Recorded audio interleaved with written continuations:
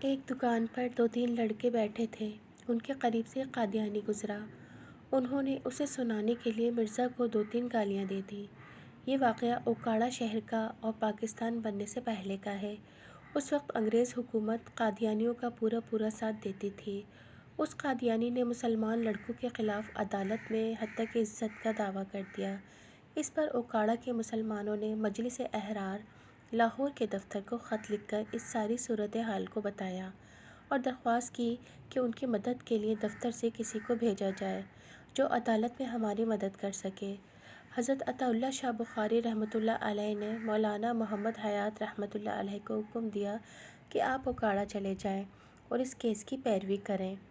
مولانا حیات اوکاڑا پہنچ گئے، دوستوں سے ملاقات کی، سارے کیس کا مطالعہ کیا، پھر ایک وکیل کی خدمت حاصل کی، اسے کتابیں دکھائی، حوالے دکھائے اور یہ بھی بتایا کہ مسلمانوں نے مرزا کو کیا کیا گالیاں دی ہیں اور اسے سمجھایا کہ کیا کیا بات کرنی ہے اور کون کون سے دلائل دینے ہیں۔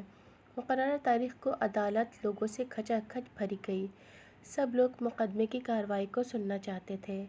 مولانا حیات صاحب نے وکیل کو بہت تیاری کروائی تھی، اس لیے وہ مطمئن تھے کہ ان کا وکیل سب کچھ سنبھال لے گا، لیکن وکیل نے ان کی بتائی ہوئی ایک بات بھی نہیں کی، وہ سب یوں ہی رہ گئی۔ وکیل اس طرف آیا ہی نہیں، بلکہ اس نے عدالت میں اس قادیانی سے یہ کہا، میں کوئی زیادہ لمبی چوڑی بحث نہیں کروں گا، نہ ہی دلائل دوں گا، آپ صرف اتنا بتائیں ان لوگوں نے آپ کو کون سی گالی دی ہے، تاکہ اسے سن کر فیصلہ کیا جا سکے کہ گالی ہے بھی یا نہیں۔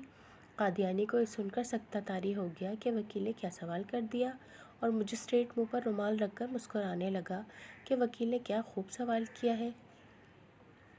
آخر مرزائی نے کہا، مجھے یاد نہیں کہ کون سی گالی تھی، لیکن گالی ضرور تھی۔ اس پر وکیل نے کہا، کوئی بات نہیں، میں گالیاں دیتا ہوں، آپ سنتے جائیں، جب وہ گالی آئے تو مجھے بتا دیں۔ کیا اس نے کہا تھا کہ وکیل نے ایک ہی سانس میں مرزائی کو کئی گالیاں دے دیں۔ پھر اس نے قادیانی سے پوچھا، کیا ان گالیوں میں وہ گالی آئی ہے جو ان لڑکوں نے دی تھی؟ قادیانی نے پھر کہا، مجھے یاد نہیں۔ اس پر وکیل نے کہا، تو پھر اور گالیاں سنو۔ اس مرتبہ وکیل نے پوری 51 گالیاں دیں۔ مجسٹریٹ اور تمام حضرات دبی دبی ہنسی ہنس رہے تھے، بس مرزائی ساکت کھڑا تھا، اس کا رنگ فاق ہو گیا تھا۔ اب پھر وکیل نے کہا، ان میں سے کوئی گالی آئی ہے؟ اس نے پھر کہا، مجھے یاد نہیں۔ اب وکیل نے جج سے کہا، سر، مجھے کل کی تاریخ دے دیں، کیونکہ جو گالیاں مجھے آتی تھی وہ تو میں نے تمام کی تمام دے چکا۔ کل میں اور گالیاں یاد کر کے آؤں گا اور ہو سکتا ہے ان کو بھی کل تک وہ گالی یاد آ جائے۔ جج نے تیسرے دن کی تاریخ دے دی۔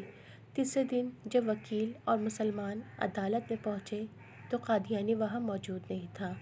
مجسٹریٹ نے مسلمانوں کو بتایا کہ وہ کل ہی درخواست دے گیا تھا کہ وہ اپنا کیس واپس لے رہا ہے، اور اس طرح یہ تاریخی کیس کا فیصلہ ہو گیا۔